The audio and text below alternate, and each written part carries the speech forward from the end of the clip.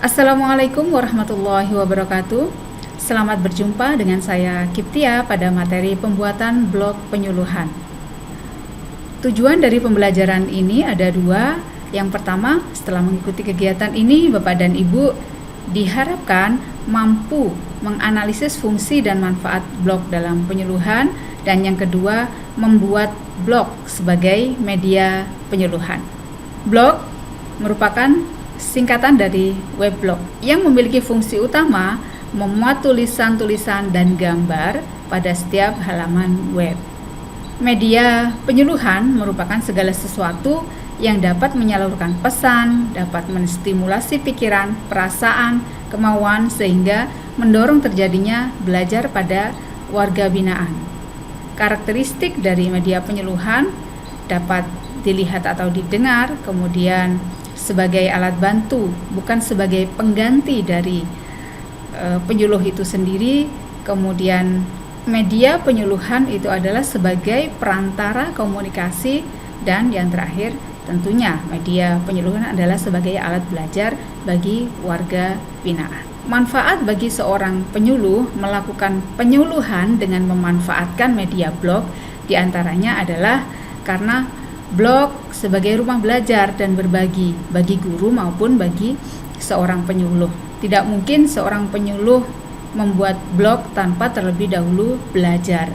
Dan dengan membuat blog, penyuluh telah terkoneksi dengan beberapa blogger-blogger lain, sehingga penyuluh akan tentunya belajar dari blog lain maupun belajar bagaimana cara membuat blog. Kemudian yang kedua, blog dapat meringankan tugas dan beban seorang penyuluh dalam menyampaikan materi. Tentunya dengan menggunakan blog ini, Bapak dan Ibu akan sedikit terbantu untuk mencapai warga binaan atau kelompok binaan yang tempatnya jauh dari jangkauan Bapak dan Ibu sekalian. Mereka dapat tetap mendapat penyuluhan dari Bapak dan Ibu sekalian. Kapanpun mereka mau atau ingin membuka blog Bapak dan Ibu dapat membagikannya atau mereka dapat membukanya. Melalui blog, biasanya warga binaan akan lebih tertarik untuk mengikuti pembelajaran yang ada di dalamnya. Karena blog menyediakan visualisasi tentunya terbatas dapat dilakukan oleh penyuluh.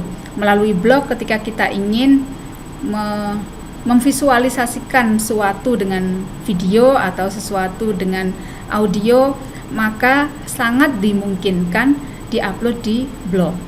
Bapak dan Ibu sekalian, blog ini juga dapat dijadikan sebagai media silaturahmi antara penyuluh dan warga binaannya, atau antara penyuluh dengan penyuluh yang lain yang sama-sama mempunyai blog, atau bahkan penyuluh dengan blogger-blogger yang lain. Bapak dan Ibu, setelah kita mengetahui manfaat dari adanya blog ini, tentunya langsung saja kita praktekkan bagaimana cara membuat blog. Tetapi sebelumnya mari kita ketahui apa yang dimaksud dengan blog itu. Bapak dan Ibu sekalian, blog adalah bentuk aplikasi web yang pada dasarnya merupakan bagian dari situs web. Blog adalah bentuk aplikasi web yang pada dasarnya merupakan bagian dari situs web yang dapat diakses secara online, yang memiliki fungsi utama memuat tulisan-tulisan dan gambar pada setiap halaman web. Blog merupakan singkatan dari weblog, sebuah aplikasi web yang menyerupai tulisan-tulisan dan gambar pada sebuah halaman web.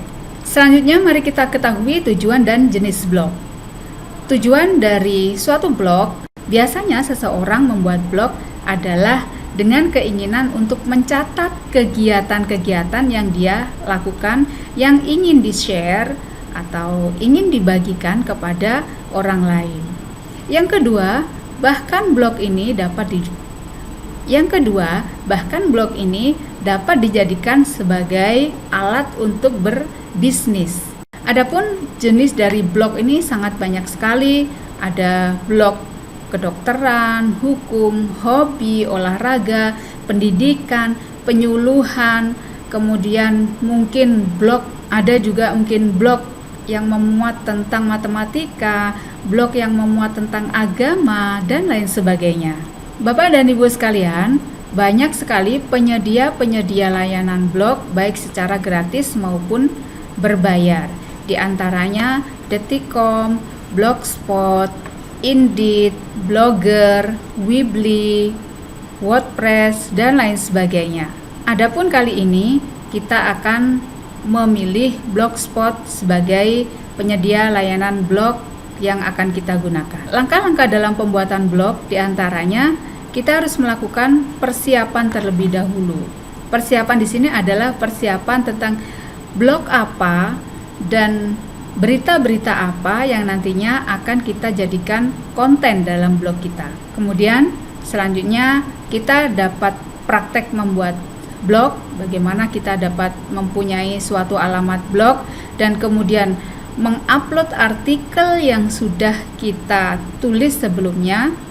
Kemudian ketika ada video yang tersedia atau video yang mendukung dari artikel kita dapat mengupload video tersebut, dan selanjutnya kita akan melakukan bagaimana cara mengupload MP3 dan file. Inilah beberapa langkah-langkah yang nantinya akan kita praktekkan bersama. Bagaimana caranya? Mari kita simak pada video berikutnya. Untuk pertemuan ini saya akhiri. Wassalamualaikum warahmatullahi wabarakatuh. Sampai bertemu.